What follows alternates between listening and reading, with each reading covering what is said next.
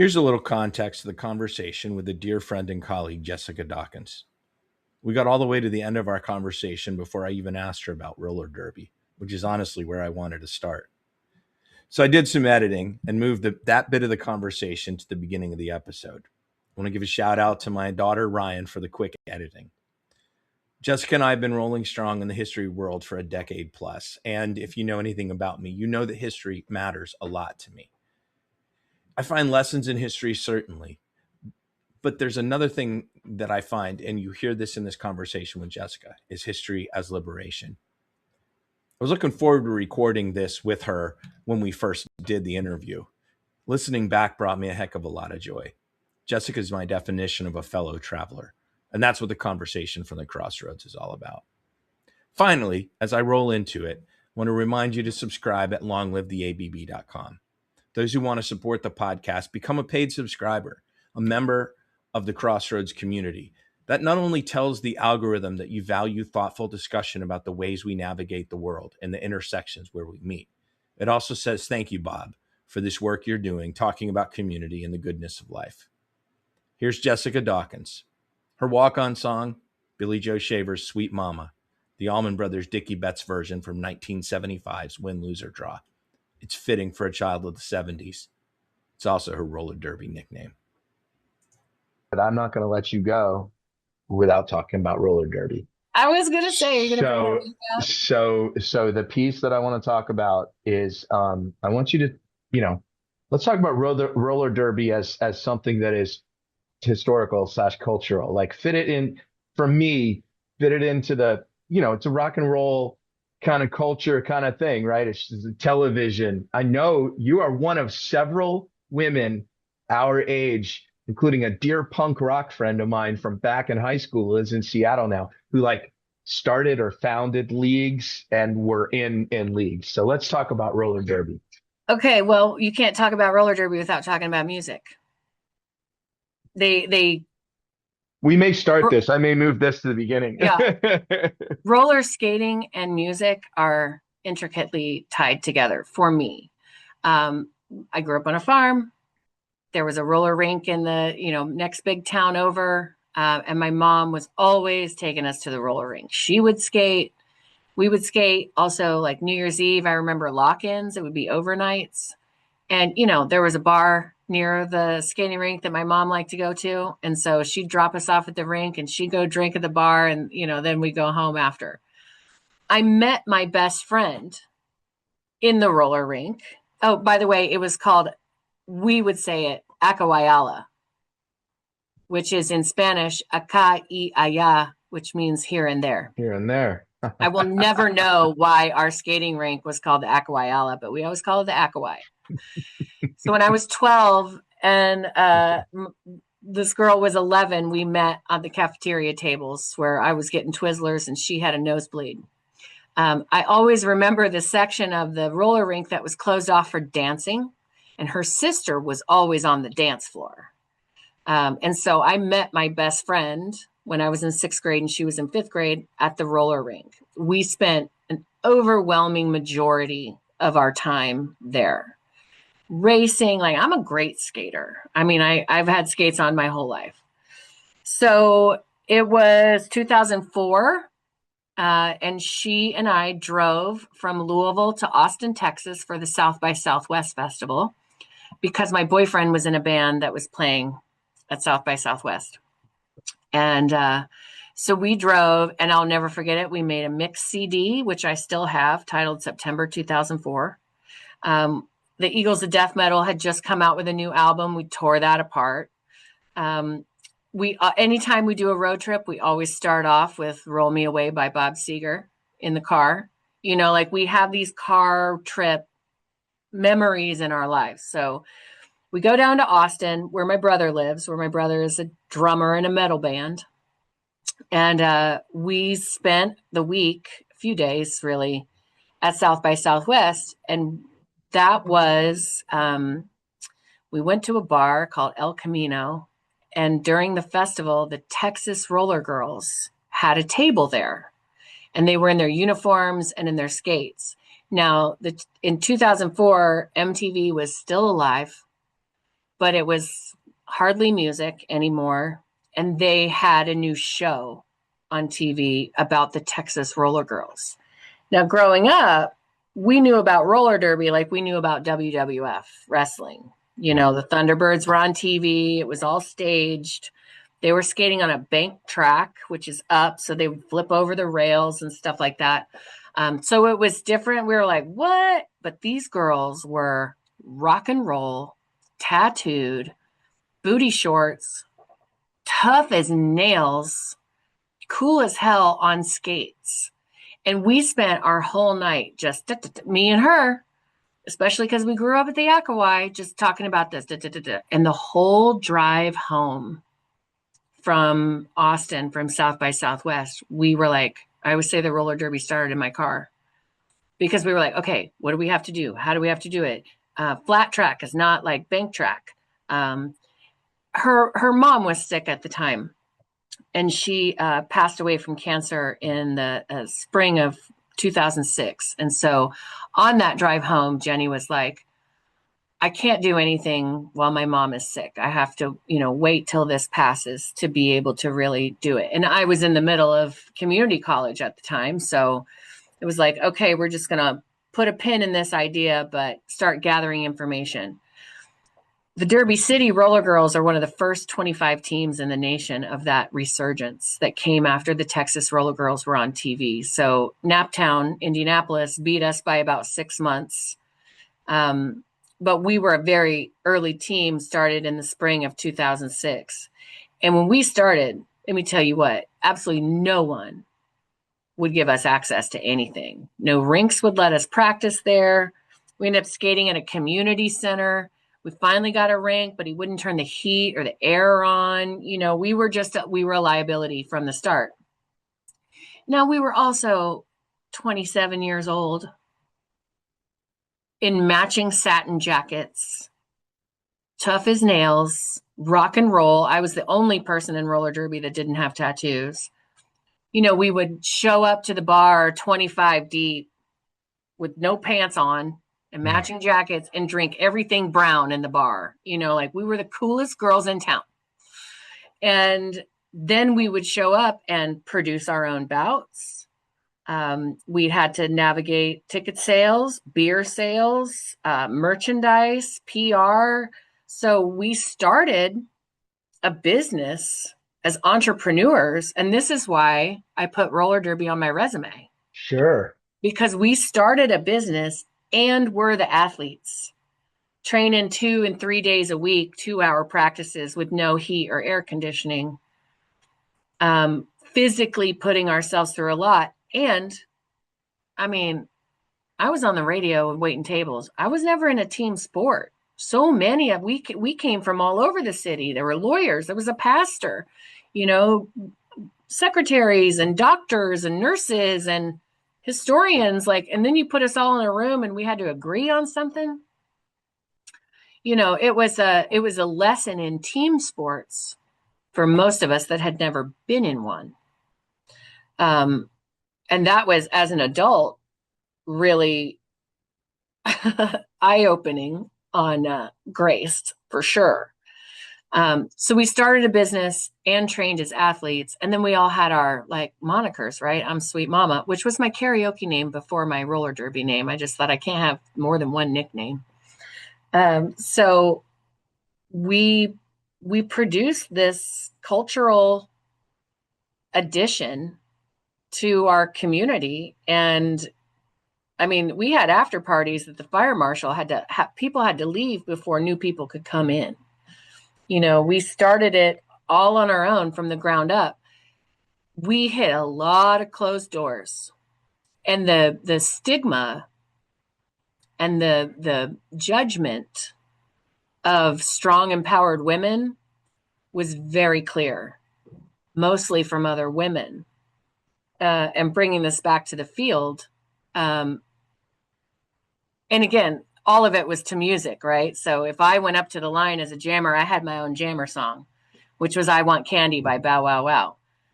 I'd always loved Southern Girls by Cheap Trick to play when I was skating, because it helped us get around the track faster to our favorite beats. You know what I mean? Right. She's Crafty by Beastie Boys. You put a pair of skates onto that song, you will go so much faster than you ever thought you could, you know? But like music was, we play musical chairs on skates. You know, like I would start the bouts by pulling someone out of the audience and jumping over them on my skates. You know, we just had to talk about the circus. We would do all these wild, crazy things, but we're genuinely building a local business, which is still in existence, and becoming athletes at the same time. I was in community college with a toddler, waiting tables and giving tours at the museum on the weekends. I remember doing a session for a history conference with Melanie Adams, Donna Sack, about women in leadership in museums. And I remember saying, like, in this thing, like, do you know how hard it is for someone to take you seriously as a museum professional when they see you in a magazine on the weekend in your hot pants on skates? You know, like, I faced a lot of judgment and people not taking me seriously because of I don't even want to say roller derby had a stigma, but because I wasn't traditional, you know, because I was too sexy, because of my femininity and my womanness and my independence and my ambition and my authentic voice, where I'm like, fuck that. That's not right. I'm not going for that at all. And a matter of fact, none of us are going for it. You know what I mean? So it was very, I don't want to say confrontation. It was very challenging to people to accept us as legitimate athletes and for them to take us more seriously professionally because we participated in this thing. And I always say, next to getting an education and having my kids, roller derby is the best fucking thing I've ever done. That's great. It pushed me in ways I had no idea. And Gen Xers, we can take a lot. We can take There's on a great deal before we crack or we burn out. We have concrete shoulders when it comes to the shit that's piled on top of us because we've always lived that way. We've been able to deal with boredom or overwhelming work or unrealistic expectations. And the adaptation, like you're talking about. I think, your idea of saying I could run the machine and I could run the old school typewriter, like that's an interesting, I think that's a really good way to, think about it. And I think that, right, so much of life is the lens by which we see it. And, it's why, for example, I'll hire a coach every year or so, oftentimes a different person, just to shake it up a little bit. Just had a great experience with that. And I guess my piece being, like when you're saying with the Gen X thing is like, I think we determined we're going to do things differently and are struggling isn't the word, but pushing mightily into the world to be sure, we're doing that because things like roller derby, untraditional access points are actually really awesome. And I'll leave you with this, and then we're going to schedule again. But I'm in in the season of my life following what another coach told me at one point, which is be what a younger you needed. And so I'm yeah, thinking back to when I was my kids age in my early 20s, and those that are coming to me and talking to me about life and things is like, hey, here's how I interpret that situation you just went into in the office. Don't worry about projects and deadlines. I got to tell Ryan all the time, like, you're in Earth School, kid. Like, you're in the C-suite. yeah, You just need to be listening. The crap you're writing down on paper are pop tests, are pop quizzes, is homework stuff. You should be, and helping think beyond that. Because like you said, roller derby, you went in a whole different direction I was thinking, but roller derby is America. It is Americana. It is so a creation and reflection of a time period for us. And then you've just given me this renewed understanding of this, what came out of 2000, 2004, where it became something different. And that's what I know Rael was doing and you're doing. And I think I've got several other friends who did that from this era. Well, Gen X had to play the long game. When you say be what we needed, we didn't have the numbers from the beginning. We had to birth Gen Z to be our allies. Good point. And we had to be the parents for them that we didn't have in order to make sure they're our allies, right? Like our kids would never stand for men putting their arm around you on a photo. Yep. Do you know the joy it brought me to co-sign a loan for my daughter's car? She was like, well, I can't get the loan. And I said, well, I just need to co-sign for you. And she was like, well, I would never even consider asking that. And I was like, do you know how bad I needed a car as a young adult in my 20s? And my mom wouldn't co-sign for me, like, I will do it for you. I was so happy to be able to provide something that was out of the question for me. So think about that of like the long game. Gen Z, they're flipping the table over. We had to sit quietly at the table and wait our turn. And they're like, it wasn't cool for you. These last two, I would agree. My friend, we gotta talk again. I'm gonna stop this for 2 seconds. Where are you with time? You gotta scoot? No, I'm good. It just wasn't your jam. Yeah. I mean, I didn't leave the farm till I was 12 years old. So I was raised differently than most of my peers in that, we still were on the exchange and only had 5 numbers to our phone number. I remember the party line. We burned our trash. Like if you sass mouth anything, you get the switch, I remember moving to the big city of Lafayette, Indiana. And the first thing I noticed was like there was a phone at school where you call home and get like your parents to come pick you up. And I remember standing in line and listening to the way kids told their parents to come pick them up. And I was like, oh, I'd be dead. I can't believe how they were speaking to their parents. Yes. Just like, I'm ready. Come get me now. And I was like, oh, I would be in so much trouble. If I was this sassy. I thought that was sassy. Yeah. Like I thought that was sass. But, that's also why it's the year 2026 and I have a 24-year-old daughter and a 14-year-old daughter, and never one time in the history of their lives have they ever even talked back to me. Ever. They have never gotten in my face. Harlan's pretty bold, a strong-willed, opinionated child. She has never been in my face saying something rude to me. Never. They have never been in trouble. They have never disrespected me, and I never had to use a switch. They just call it scary mommy eyes. My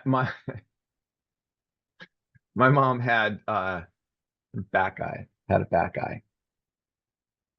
Be like, how did she catch? She goes, my back eye.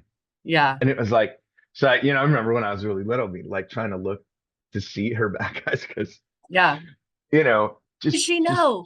The very idea that my mother was always going to catch me. In fact, it's funny because I think back to I always go back to one moment as to when I realized why I could never be a liar in my household, because my father was an attorney. And it was when I watched my brother, who at the my brother's story. Right. Brian died of an overdose in April of 2020 after struggling with drugs and alcohol. He was addiction and alcoholism, and the family like that is, you've always got the kid's always in trouble. Always, something's always going on. And so, you watch him concoct these stories. So I watched Brian this one time, my father, it was like he was on the witness stand, and my brother painted his ass into a corner. I watched my dad do it. And I was, I'm 8 years older than Brian. So at this point I'm in my mid 20s probably. And I was like, oh, but then also my mother had back eyes. So what I'm saying is, like, on both sides, I always had this sense I was going to get caught every time. I got caught a lot. I was the oldest. And so, but you lead an honest life. Well, thank you. I will accept that, because yes, I actually heard Tyler say this weekend, like, no, I don't lie. I never lied. Like, because I thought I said, well, you lied to me and said you did something. She said, no, no, I don't lie. And I was like, all right. My dad was pretty strict with me, and as a kid, it was tough. As a young adult, in college when I was fucking up, it was tough.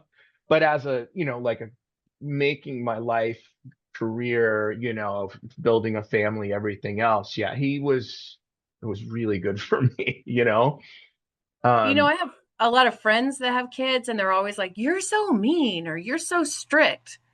But like they say that over things that I just drew a line on from the beginning, right? Like I don't allow them to color their hair until they're 18. I don't allow social media of any kind until they're 18. I monitor group chats, like I monitor phone messages. And by monitor, I just have the Apple ID, you know what I mean? So I can log in and look at anything and if they could delete it all they want, but I still have the receipts.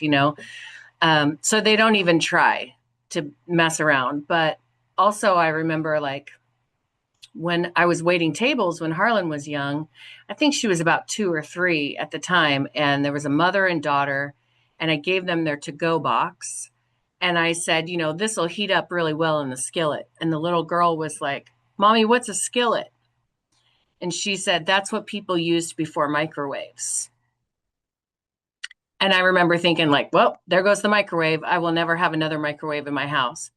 To the tune of Harlan was an adult, like 22 years old, and she went to a friend's house and used the microwave and kept the spoon in it.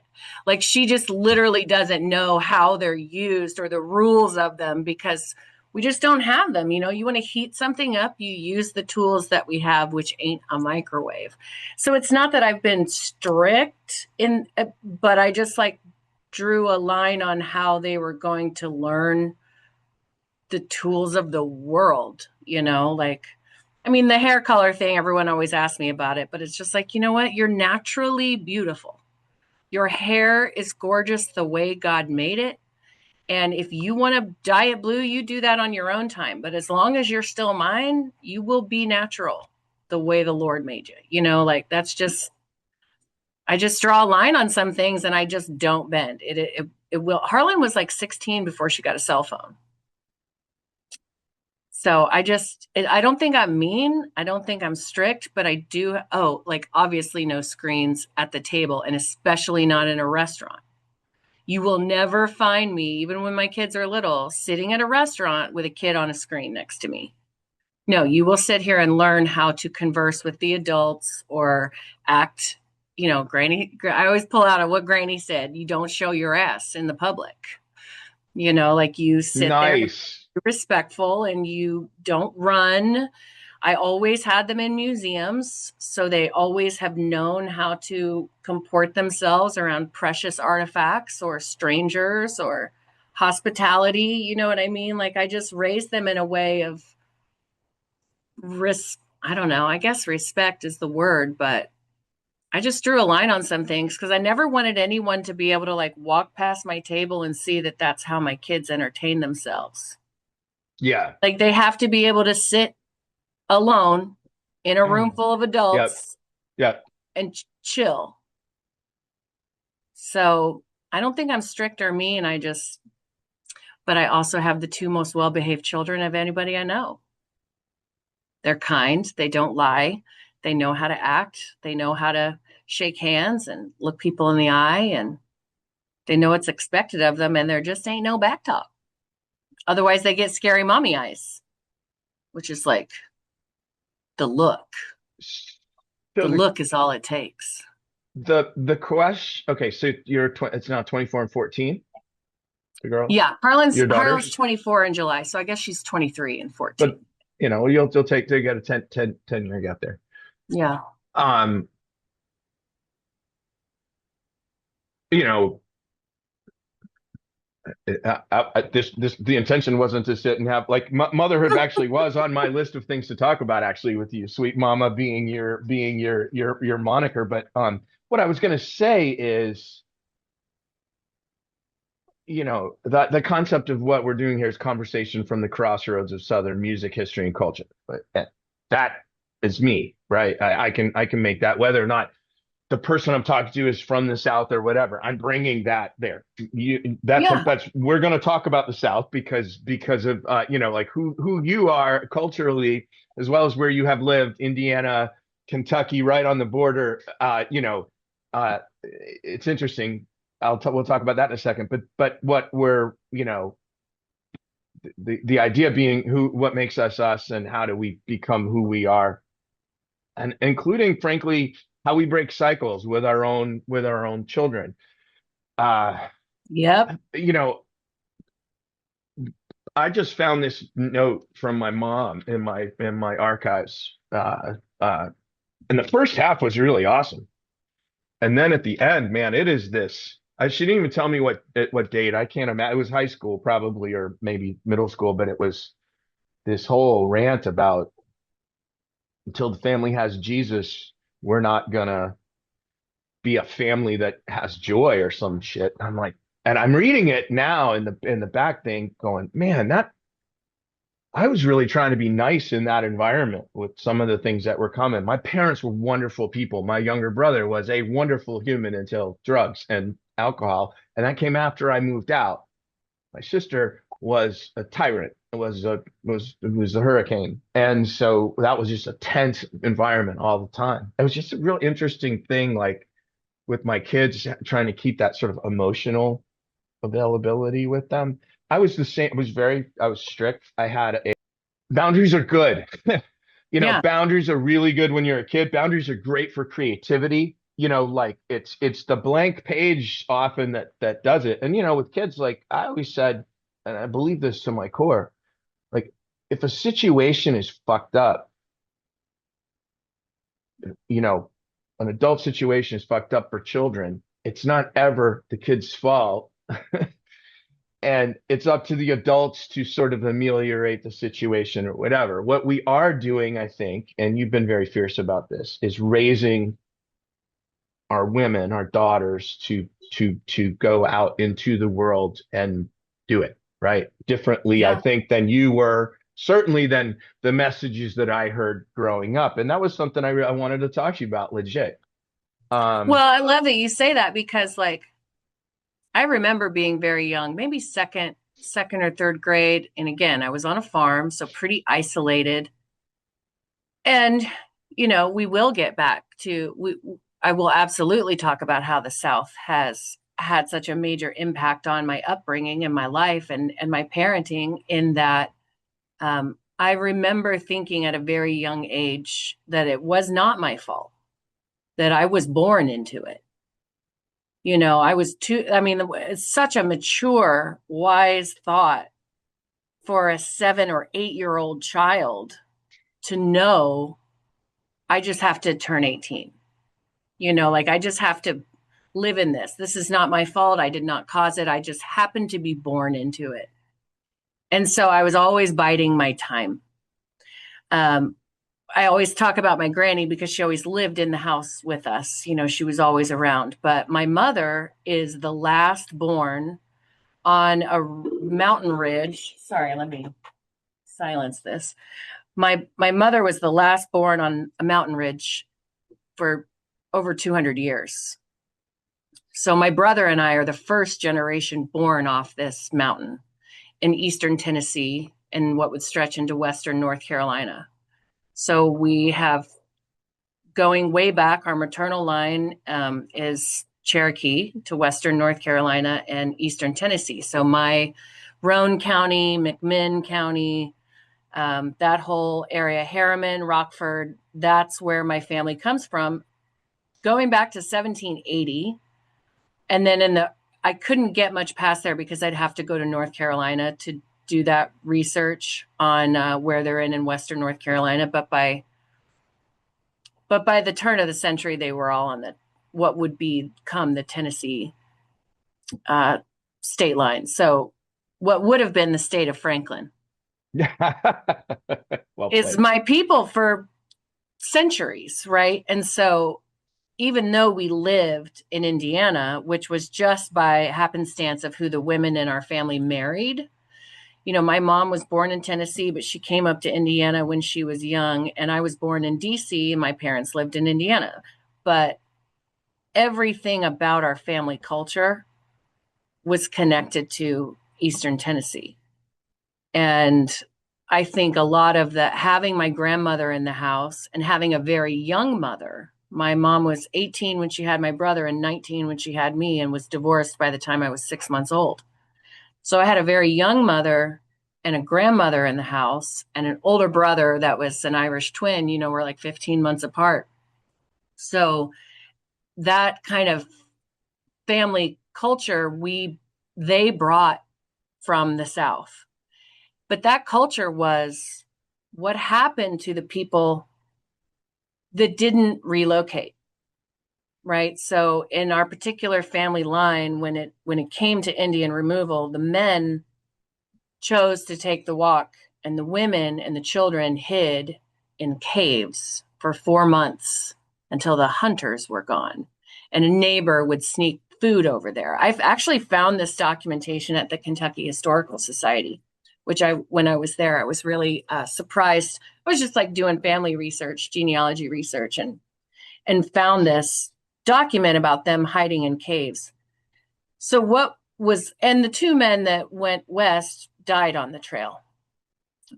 Thomas Barry Raper and his son, Thomas Raper. But what was left was poverty, addiction, child abuse, child abandonment, all of the things that come with hiding who you are. I remember it was, in the early 80s, and my mom telling someone that we were Cherokee, and my grandma hid her. It was like, you do not ever tell anyone that, because my grandma was born in 1920 and knew what it meant to be discriminated against by your background, right? So we would rather be poor working laborers than anything else. And so the culture that we inherited was what happens to you when the truth of who you are gets stripped away, right? And you can't earn a living, and there's a ton of kids, and there was a lot of alcohol and drug addiction and abuse of many kinds throughout generations of my family. So for me to be born, I knew it wasn't my fault. I knew I was born into it. I knew the stories of my, grandma's brothers and sisters, or her parents or grandparents. And I know that they made the best life that they could. And even still today, I was put in a lot of really bad situations, but I just think about my mom as a person, that she was also born into it. And my granny was born into it. And this, the same kind of thing. So breaking the cycle, I'm the first to graduate college, but I'm also a first generation born outside of the homeland. I had access. I had another side of the family. My dad's side of the family are highly educated, Episcopalians. They're all Navy, Army and Navy family. So I had one grandmother that quit school at 12 years old to become her teacher's housemaid so she could feed her family during the Depression. And I had another grandma who was a college graduate in Michigan, right? So I had an opportunity to see that I was smart and I could make a life for myself. I just had to get old enough to do it on my own, if that makes sense. Makes a lot of sense. And, like what you're talking about, you're talking about a very deep-seated sort of Southernness and a rural sort of poverty-stricken, hard scrabble Southernness that is very reflected in as Southerners leave the South and move to wherever. And, I learned through my work in Indiana, through my work in local history, how much Indiana is reflective of the South, not just because the Klan membership was super high or the highest or in the 20s, but just in general, the those things. And certainly I know this from Kentucky. My Mhm. grandmother grew up, on the other side of Evansville, Indiana, and Corydon. She, also grew up somewhere with a silver spoon in her mouth in Virginia. That's escaping me now. Different narratives, but different grandmas teaching Yeah, different things, right? But all to say, I was about to ask you, like, all right, education was your way out. Education is the way out for a whole lot of people. You recognize that. I don't necessarily, you can go any direction you want to with this when I throw this out to you, but you had the opportunity to lifeline. Sounds like that was coming somewhat from your dad's side of the family, or you at least saw that that was a possibility. You knew it in school. Obviously, I don't know about obviously, actually. I knew I it. did. White guy with hyperactive tendencies is going to get attention in school when he does well, like Talks too much in class. Bobby talks too much. So, and that's a different thing for a woman, a female than a guy too. So, but you saw this as an opportunity and you did seize it. It wasn't an immediate, like at 18, I don't think you went right away to university and went Correct. full time. You're a product of some of the most amazing changes in the American higher ed system. We're going to talk Gen X too, about how universities became available to people like you, non-traditional students. That's actually how I got my start in public Yep. service. Now that I think about it, it's how I earned a master's degree in history and later a PhD, because I didn't have to like go sit in school for 6 years and only study. So you found I mean, community college is one way. That was also where I got my start. Your journey. Let's talk about it a little bit. I think this is important. And education was Oh, your thing. That was a thing. I will say education was my thing. I did know at an early age, very young, and I mean like kindergarten, first grade, because they wanted to skip both my brother and I a grade. That was back in the early 80s when, oh, they're too smart for second grade. Let's put them in third. So both my brother and I, the now we went to elementary school in Camden, Indiana, which is the county seat is Delphi, Indiana. Um, so we were not dealing with, I won't say, the upper echelon of public education, but both my brother and I exhibited intelligence very early, um, enough to where the school was like, they don't belong in the grade that they're in. But my mom thought she didn't want to mess with our ages and our peer groups or whatever. And I think she was kind of scared of it. And she said no. But I knew from elementary school that both my brother and I were highly intelligent. By the time I got to high school, which is in the 90s, I graduated in 96. I also felt like I was smarter than my family. I recognized that I had a level of intelligence that was higher than the people I was dealing with. But it wasn't education that got me out. You mentioned I was a non-traditional student. I tried to go to college as soon as I graduated high school. I had technically 1 year at Indiana University Bloomington. But while I was living in the dorm Tuesday through Thursday, Friday through Monday, I was living in Louisville with my boyfriend who was in a band. Right. So I ended up testing out of French. So I had 9 French credits for 1 year at IU. And that was it. So it was an epic failure for someone who was so smart, because it was not education that was going to get me out. It was music.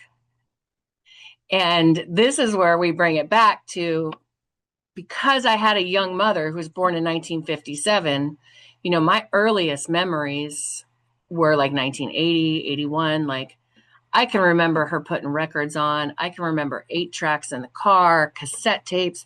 There was never a moment in our lives where the radio wasn't on. So, I mean, I grew up deep into Fleetwood Mac, Bob Seger, Led Zeppelin, my mom's love of music and her love of party. My mom loves to party. She loves concerts. She loves social gatherings, never met a stranger. I always say I always got the best parts of my mom, because that's really where I get my sweetie, right?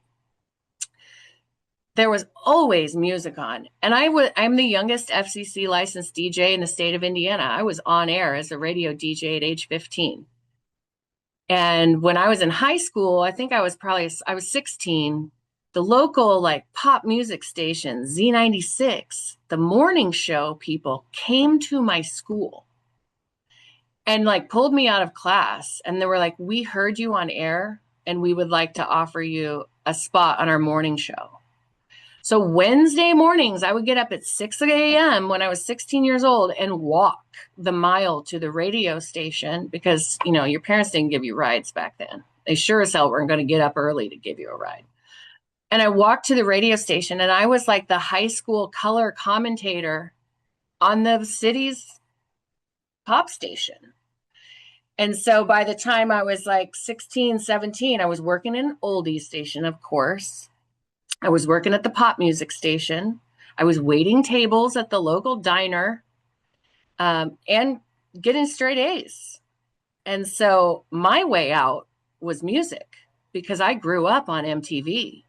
My mom sat me and my brother down. I will never forget it. Like, sat us down on the couch and was like, watch this. This is music television. They call it MTV.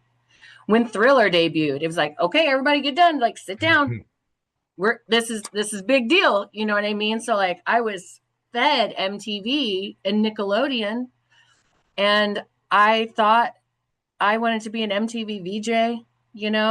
My brother was in a hardcore band in the mid 90s with his straight edge punk friends and skater boys. And I grew up, my culture in the 90s was indie rock skate culture.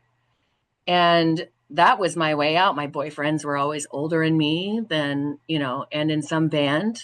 And, I wasn't interested in college because I wanted to be in that life, in that road. And so for the first tour bus I got on I was 15. And I had Harlan I got pregnant with Harlan when I was 23. So from 15 to 23, I spent it at concerts or surrounded by music, whether it was indie rock shows or big productions. In Indiana, we had Deer Creek Music Center. I don't even know what it's called now. There's like 50 names it's been since then, but it's always going to be Deer Creek to me. We were there. I would go with my mom constantly. We were always going to concerts. I remember I went with her and a friend, and it was Fleetwood Mac, but it wasn't Fleetwood Mac. Dave Mason was playing guitar. This woman named Becca Bramlett was singing for them, but Tommy it was Bramlett's Mick. daughter. Yeah. But Mick was there. And at Deer Creek, REO Speedwagon and Pat Benatar opened up. I remember that, because at Deer Creek, I could get backstage like nobody's business. And we were driving there, and I remember I was like, well, don't leave me alone. I'm going to be hanging out with the band by the time the night's over. And my mom's like, yeah, right. And then, they went off to go get drinks. I was 17. And then I went off and I got backstage, and there's REO and Pat Benatar. And I stood there with Mick Fleetwood, and I was like, dude, you have no idea. I still have his autograph on the ticket stub. And then I come back, and my mom's like, where have you been? I was like, I told you. She was like, no way. She would die to me, Mick Fleetwood. And I was like, I told you. So that was the kind of life that I had. And because, I always knew from an early age, in those environments, you got to be cool. You can't hang out if you're not cool. So that meant don't get drunk.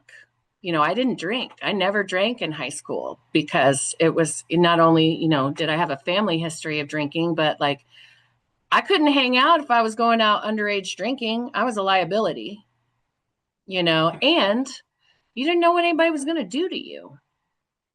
So, I knew I was like, hold yourself together and be cool, and you can hang out. And it always worked. I could not afford college. And then I got pregnant with my daughter, Harlan. And then I was still waiting tables, and I lost my job. And I think she was like 18 months old, and my best friend made me go sign up to community college. And I was like, I remember thinking, I can't do this.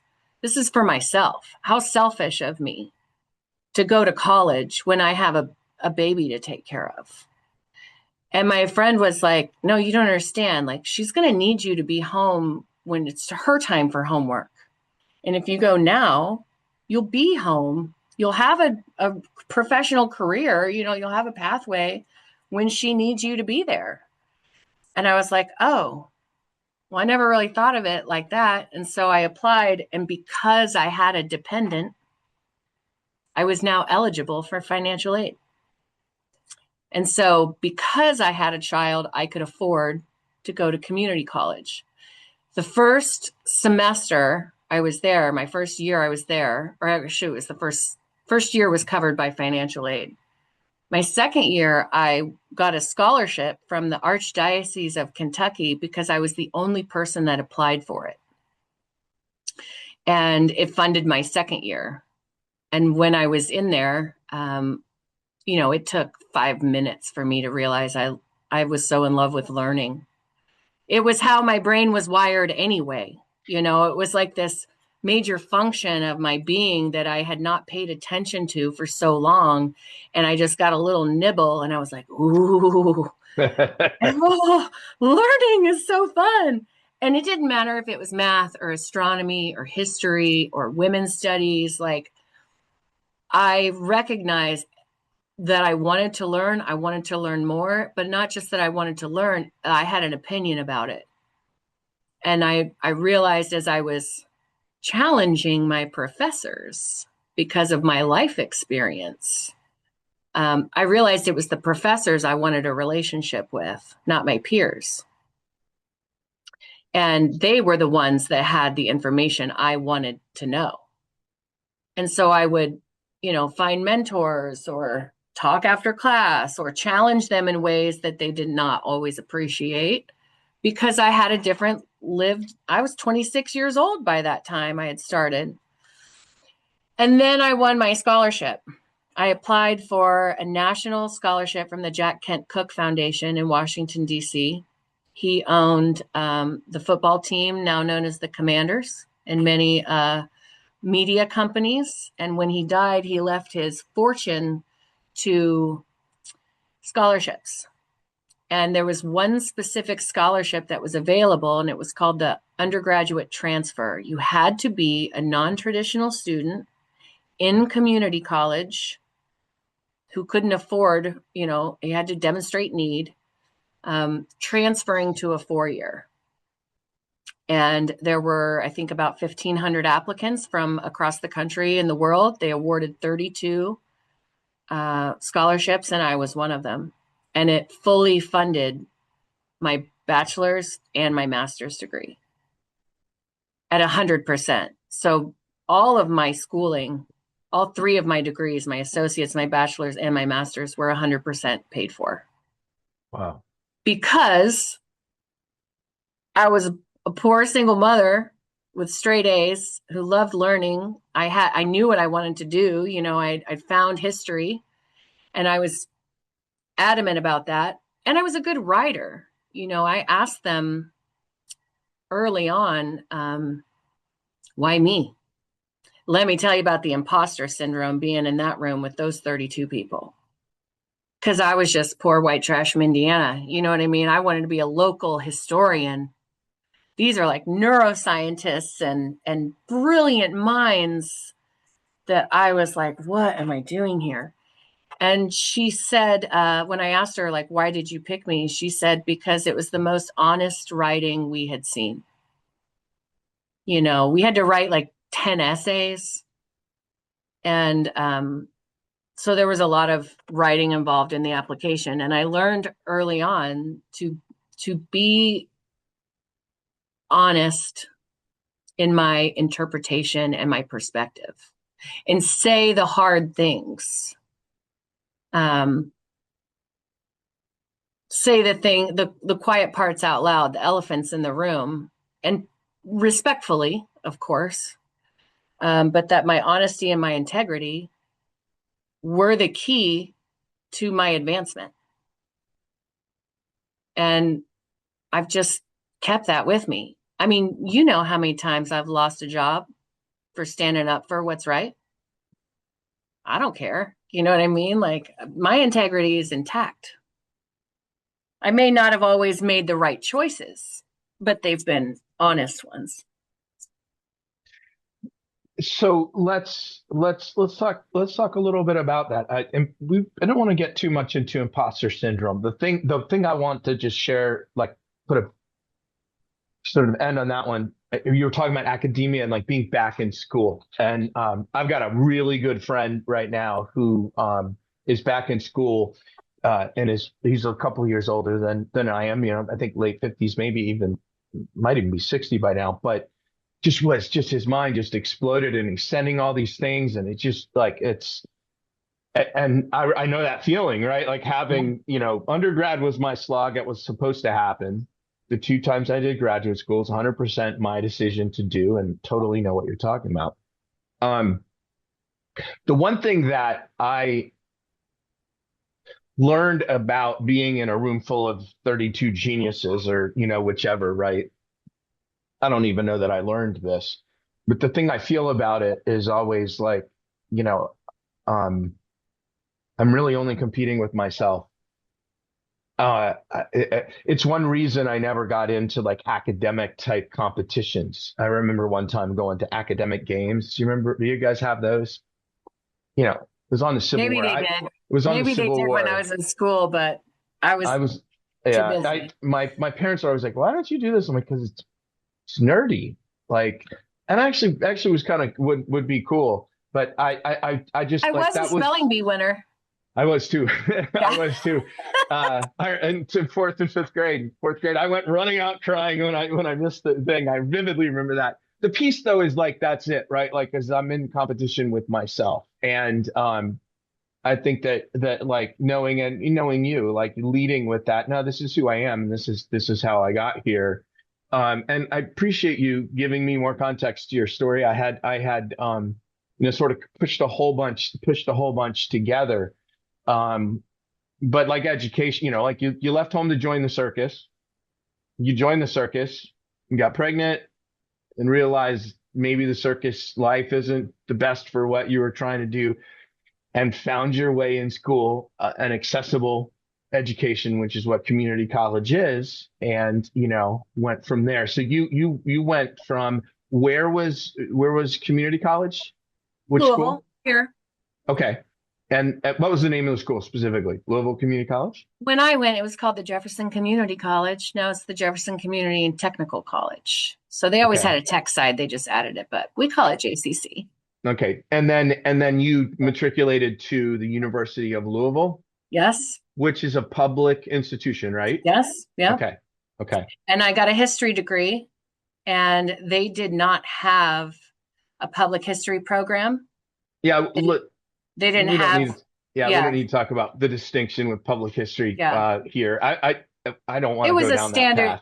it was a standard history degree, but when I won that scholarship, I was on the front page of the paper, the local newspaper, national scholarship winner is a big deal around here. And I was quoted. There's a man in town who's known as like the Louisville historian.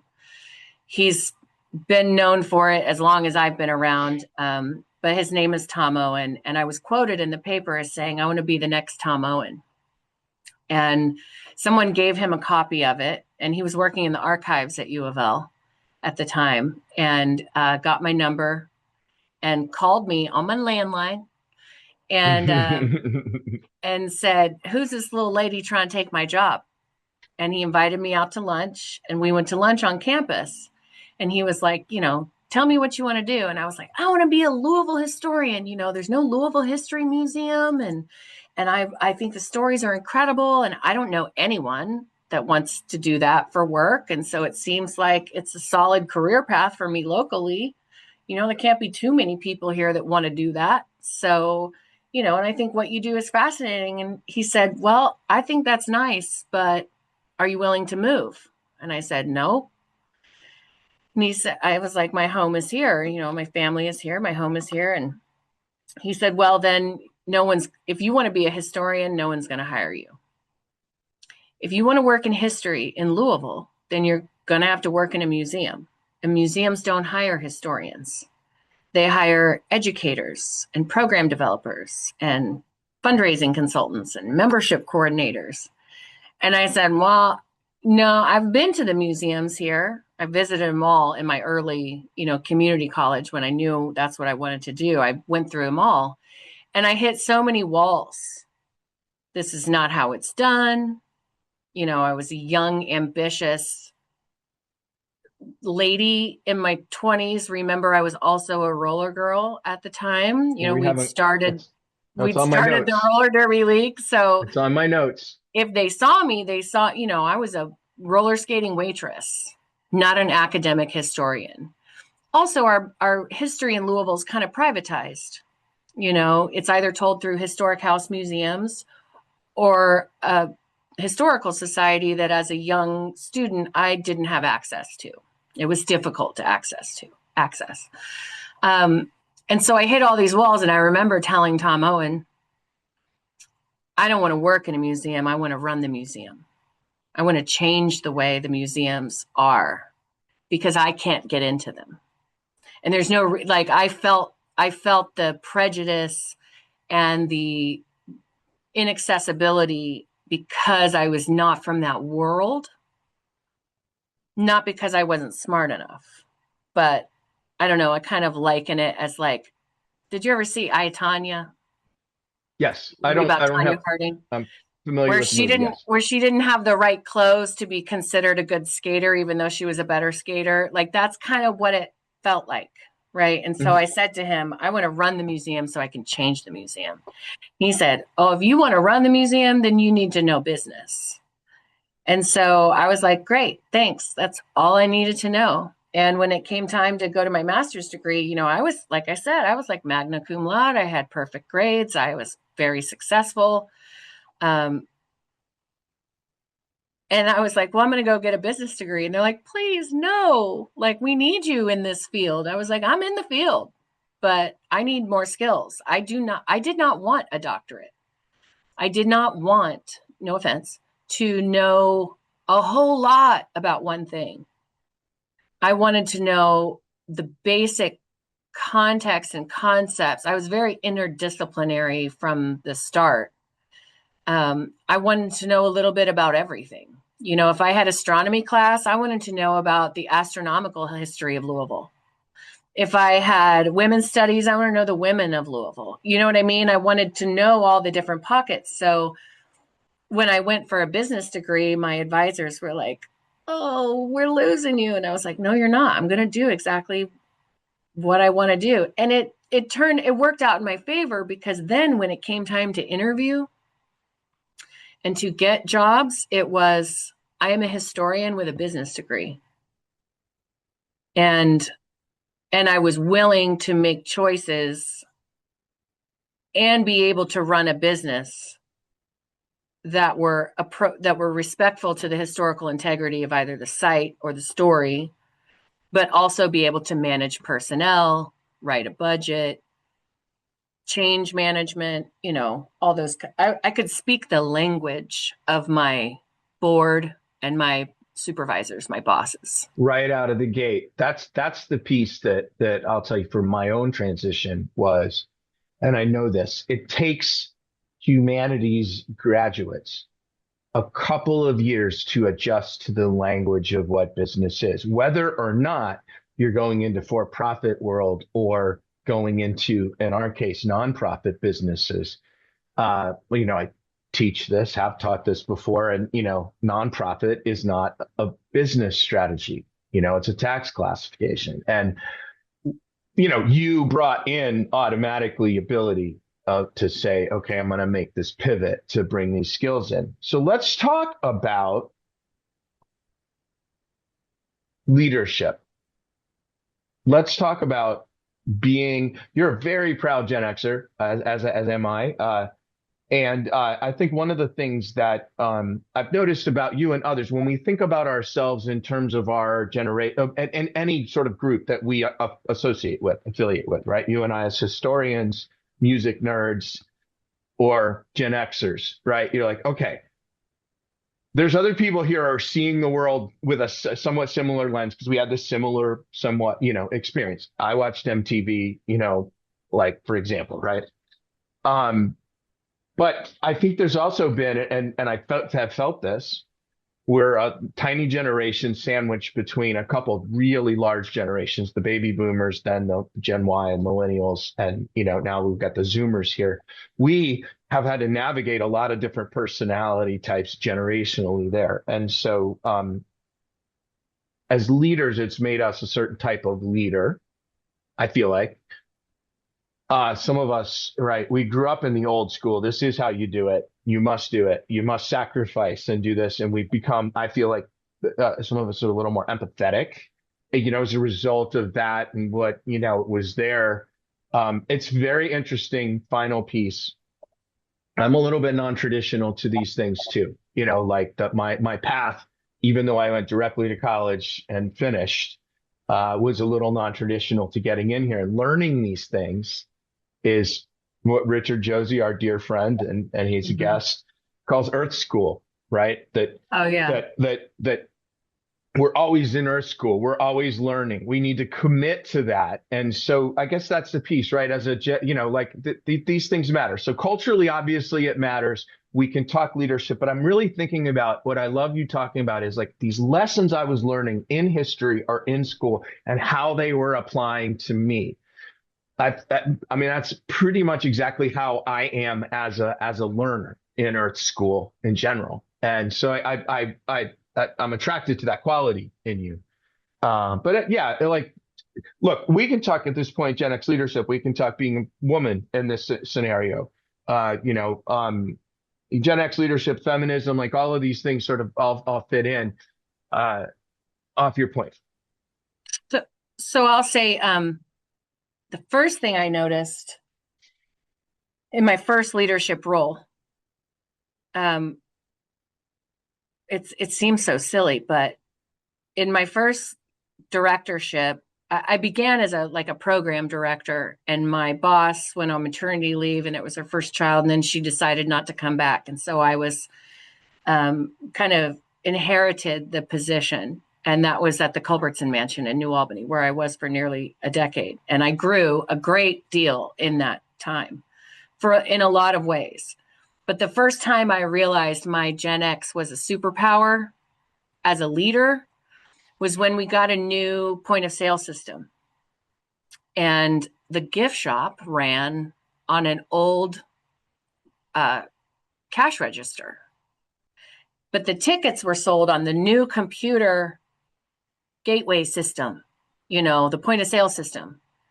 And I had people older than me as employees. I had people older than me and much younger than me. And I was the only person that could do both. I was the only person that knew how to run the cash register and how to run the new point of sale system. And so I realized I was like, well, shit, I'm Gen X. I know I can speak both languages. Right? I can speak your language and I can speak your language. It's so silly too, like as ridiculous as this is, how they say boomers like hunt and peck on their phone and, millennials do their thumbs. I literally noticed, Bob, that I text like this. I text with one thumb and one finger. I literally text Gen X, as ridiculous as that is. So I knew that Gen X was a superpower in connecting two generations. When you're dealing with a board or people in charge or high level supervisors who are generally older than you, for us anyway, in early in the field, but the majority of your employees are younger than you, or even like your volunteers are older and your employees are younger. I realized that I was the one to manage all of the relationships. How does that work then when it comes to outside of like inside, right? It's a superpower when you are using the forces of good, the institutions that you're working for. And whenever we say the field here, I always want to clarify. We do tend to talk about the field as if we are history museum professionals, History and that's how museums. we talk ourselves. But what I'm always talking about here, right, is the institutions are vital, important. The local history in particular is just vital. And when I'm going to have you answer why in a second there, because that's the next piece. How but on this particular one, leadership thereof is how does that make you an effective leader then of the institution in the community? In because I know from my work, your work, my research, community is the bottom line of the work of the institutions that we're talking about. History institutions, local, they're supposed to be there to provide some sense of continuity, some ability for people to understand the place where they are. And you mentioned access, right? That has not always been a thing, but that's your leadership strategy. I think we as Gen X have definitely had. We do understand the doors being locked for our friends, And or by ourselves. purposely getting into a position of power, it was to change that. Internships are my favorite example. I was not eligible for internships because I was not a graduate student.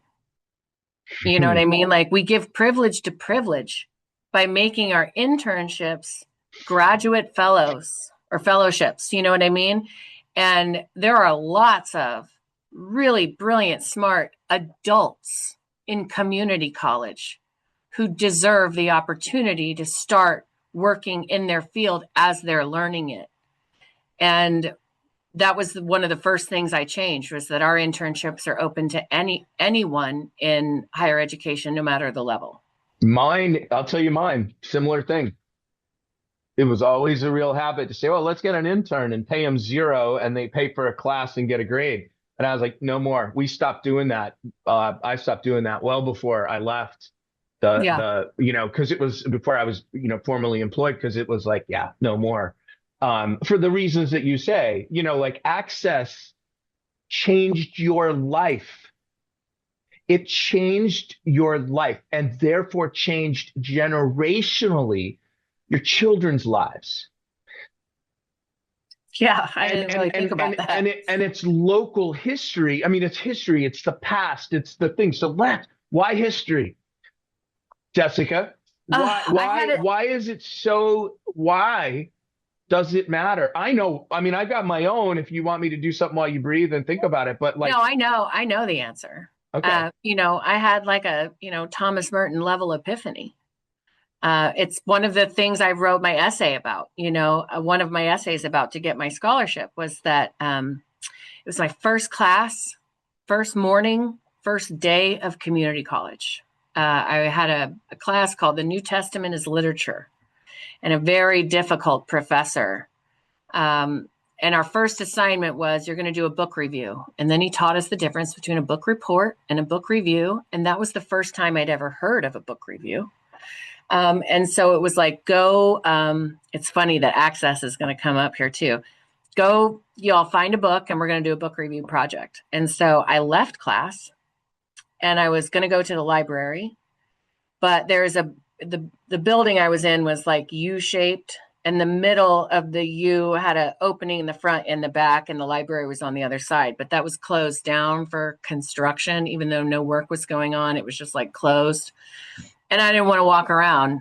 And because the words no access are not in my vocabulary, which was always like my words on the road, like I was always all access or not, right? I was all access pass or I'm in the front row.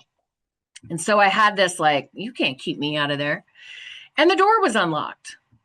And I walked right through it. And as I'm walking through, it was all dark. And it was an old Presbyterian seminary, this building. As I walk through, I kind of look over and there's a bookshelf in this old dark seminary built into like the foyer. And there were all these old ass books all over them. But one of them had gilded words, gold leaf words. It was like on the binding. And it was like ding, like a glitter shone through the darkness, this gold. And I went over and I looked at it, and it's this tiny little book. And it was the history of Louisville from its first settlement to 1852. And I pulled it off the shelf. I mean, and when I tell you, I had no idea that I liked history. I mean, I liked history.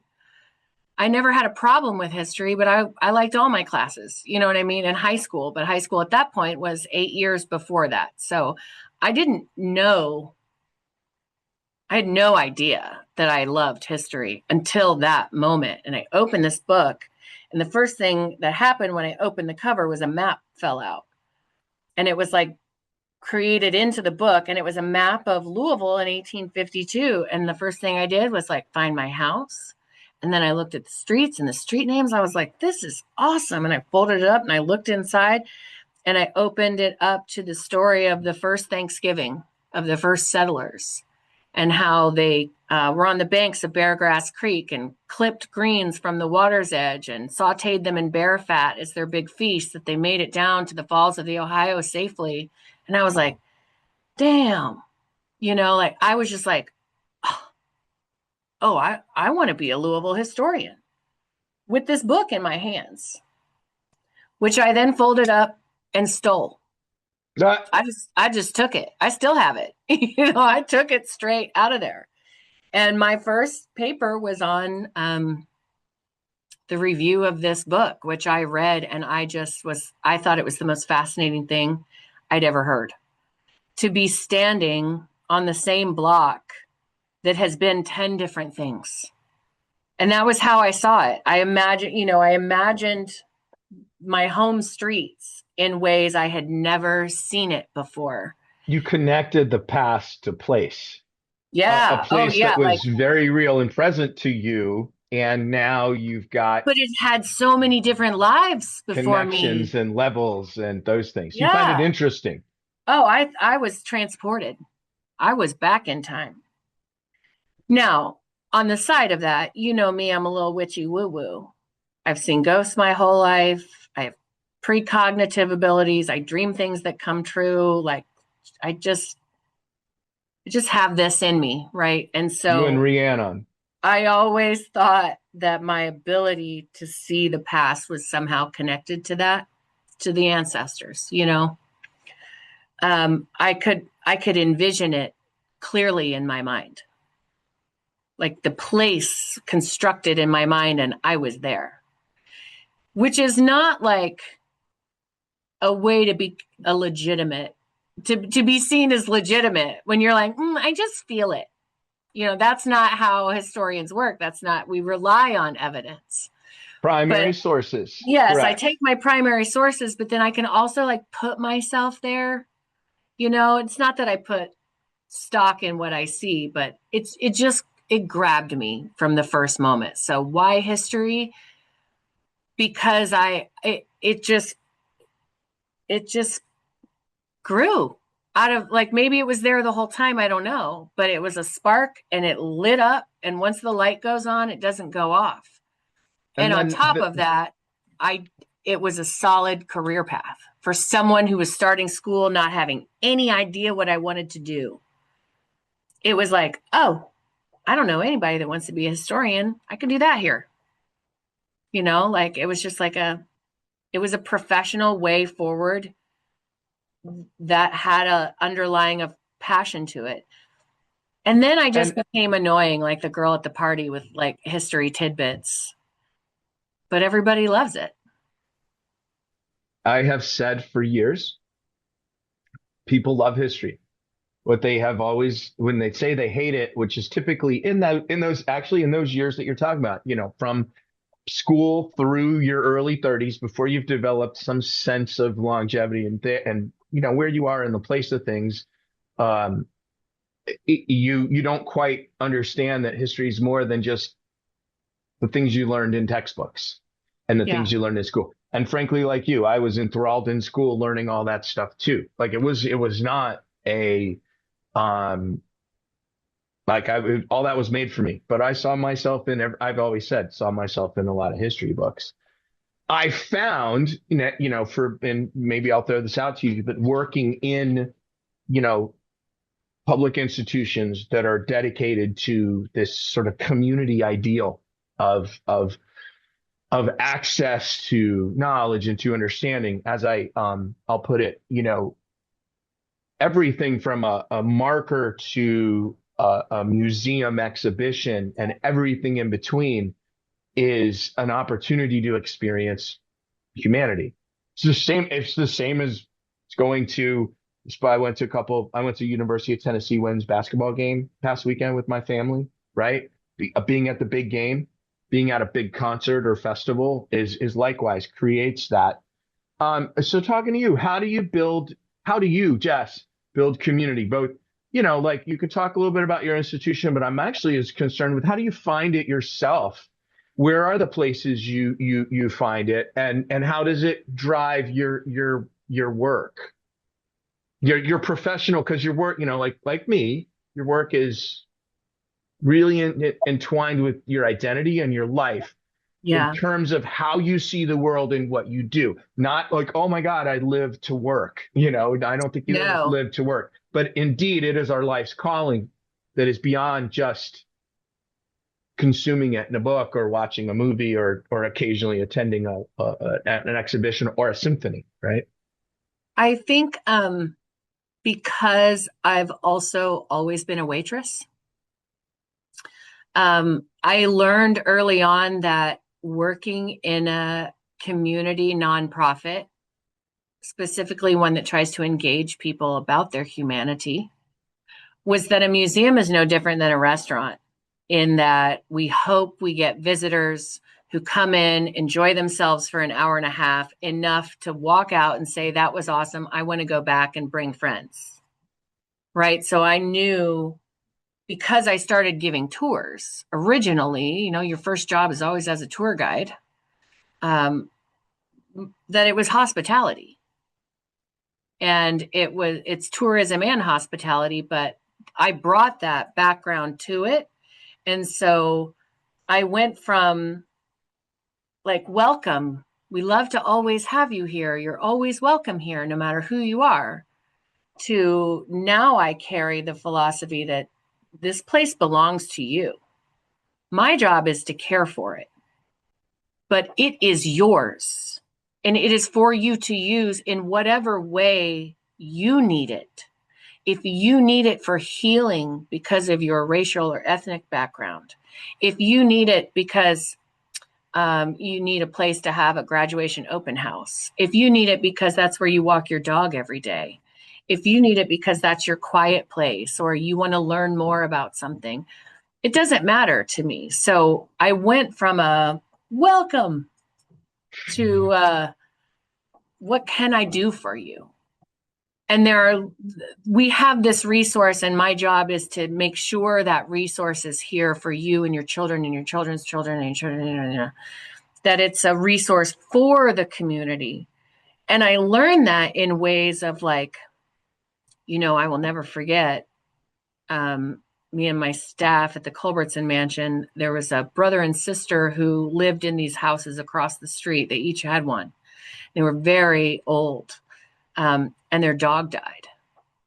And they needed help burying their dog. And so my staff and I went over and helped dig a grave and bury their dog. And that was what we did for the day at work. And I remember saying to them, this is what building community looks like. This is what it means to be a source of, I don't know, I say community, but it seems so generic, fellowship and citizenship and neighborly and virtuous. And sometimes our sites are sitting in the middle of a neighborhood or sitting in the middle of a city, where we have physical neighbors, we are a part of their lives. So I always try to say, like, as we were talking about earlier, when I went from like living my life in music to becoming an academic because I had a child, my life no longer was my own when I became a mother. So I took what I wanted away and lived my life for my child. I feel that way when it comes to this work, in that this is not about my life. My job is to steward resources for you. Because in this role, my life is not my own. My work belongs to, I have a duty and a responsibility to my neighbors, to my fellow citizens, to Kentuckians, to the field itself. To the world. Like, let's, Yes, that's like, the same piece that I said in New Mexico. Like all of us here, this is going to, in the museum I just opened in New Mexico, Taylor Mesilla Historic Site, should get that in there. But all of that I kept saying, this is going to be here well after we're gone. Like and it is, like you said, it's the responsibility, being a careful steward, a thoughtful steward, and, I have a theory. I think things are a mess right now. We know this. We have lost.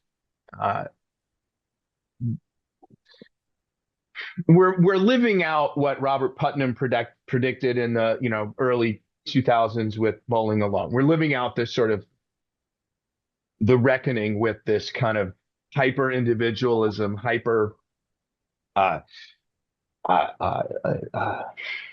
every man for himself. Yeah, and not getting out about doing. And we've always believed, you and I, but a lot of our friends, those of us in this work, have always believed that we are a great third space for fourth space, right? Fourth space, right? Or a place, not work, not home, where we can. Is it third space or fourth space? I think it's third space. Yeah, but the middle ground where we can just do stuff, be places where we can connect. And I think the humanity part of it is really important. I'm going to edit all that bullshit out. The piece I wanted to ask you was, these institutions, I've always said, local history is one of the most democratic of any American ideals, right? Because it is accessible to everybody, and it's accessible in a historical marker, National Register nomination, the creation of an institution or whatever. But within that comes the responsibility. And I feel like the right institutions with the right leadership and mindset are going to be well positioned, and are well positioned for creating space again for conversation. I'm not sure where, it's got to be wider than we've ever thought about it before in our little world. But indeed, we're a space, like libraries are, to have conversations.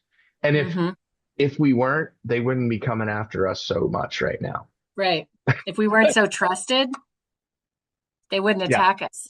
Well, I mean, this is where authenticity is so important, as a leader, as a person, and as an institution, and in the work. I didn't learn how to. I knew the language of business and the language of leadership in business, but I also knew that I don't have the ability to speak strategically.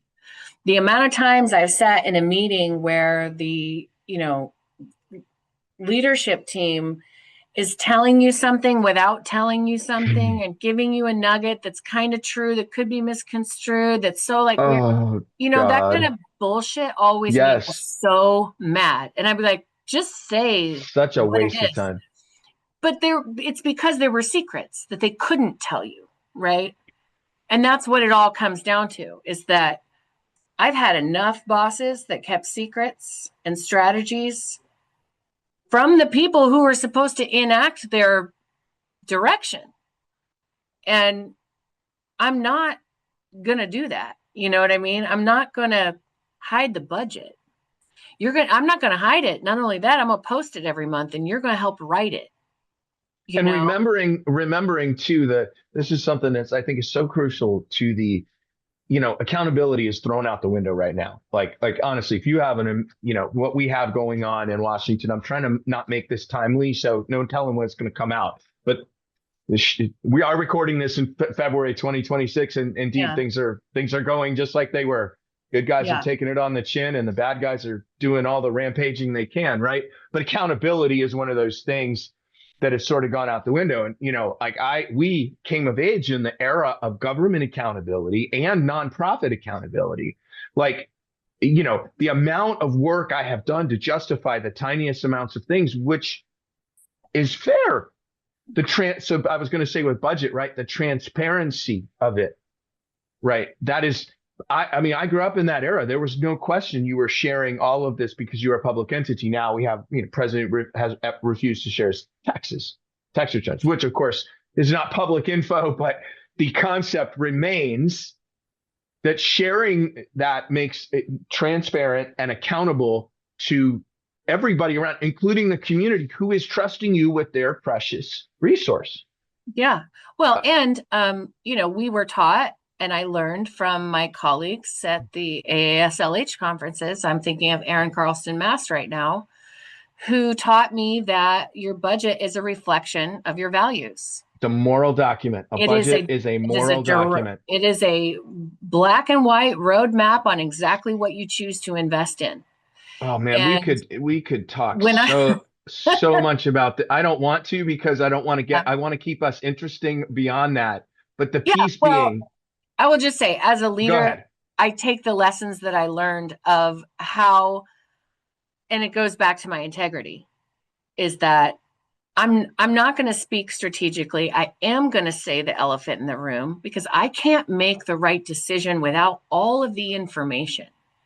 And whether it's finances or community feelings or the volunteers that just won't do what you want them to do. Well, we got to, tiptoe around this and tiptoe around that. I don't have a problem having the hard conversations, but I try to do it as a Gen Xer, bridging from the way things used to be to the way things are now, because when you know better, you do better. And I'm not ever not going to be authentic in that leadership, because I'm just a person like everybody else, I feel like this was something we brought. I think our generation sort of brought this little humanity back to this little part of the equation. All right, we talked about community. That was really important. Access, I think, has really come through, as you're talking about, right? Your ability to access, even again, just the advanced education. Two more things. Where do you find community yourself? Where do you build community? How do you keep yourself centered? And don't say, I don't do a good job of this, because everybody says that, but everybody finds something. No, I live and breathe my community. I love it. But I mean, everyone that knows me knows how much I love Louisville, Kentucky. When I say things like New Orleans is my second favorite city in the U.S. Oh, yeah. What's your first? Louisville, Kentucky. I made it my home on purpose. I moved here the morning after I graduated high school. In May, it'll be 30 years this year.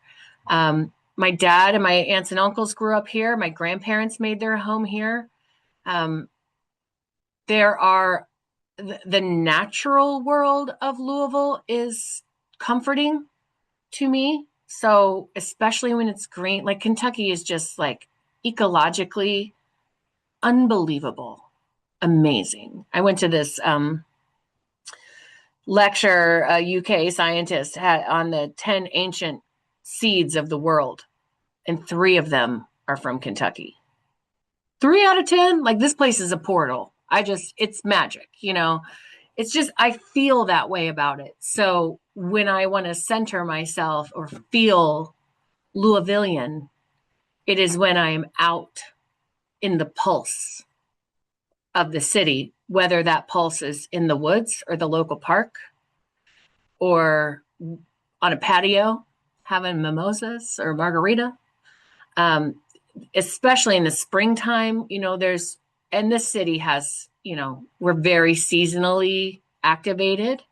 Springtime is derby time. You know what I mean? Summertime is hot. You know, we're right on the water, and the fall is just gorgeous. And there's so many, like, we're a good Halloween town. This is a town of neighborhoods, and every neighborhood has a distinct identity, its own restaurants, shops, grocery stores, its own festivals. Every neighborhood has a freaking festival of its own at some point in the year. So we celebrate as pockets of neighborhoods. That's what makes us Louisvillian, because we don't have a consistent Louisville history. We don't have a place or the curriculum in schools. We don't all share the same Louisville history because it's not out there, right? So being one of the oldest cities in the United States, we're about to have Louisville 250 in 2028.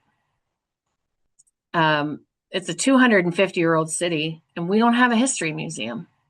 The history has been told through the historic houses of the plantation owners and their families who saved their homes. You know, we have a historical. We should have gotten into that, actually, as I'm looking at my notes. Like, that would have been a really good one for us. We'll do that. We're going to do this again on that note. The culture of how we celebrate our community is rooted in the individual identities that make us up, because we lack a common shared narrative of the city as a whole. And so, you know, whether it's the Black community or the Asian community or the immigrant, you know, so many West African communities and Asian communities that are here, definitely German and Irish, a lot of, you know, I was just meeting with a couple yesterday about our Swiss history. So Louisville, when I root myself in our community, it is experiencing each one of those individual pockets as they celebrate. And we did not talk about your professional gig. We're not going to, but the piece I was going to say is you are, you know, personally, professionally, spiritually, emotionally invested in the community where you are and doing your thing there. And this has just been an awesome conversation, but I'm not going to let you go without talking about roller derby. I was going to say, you're going to so the piece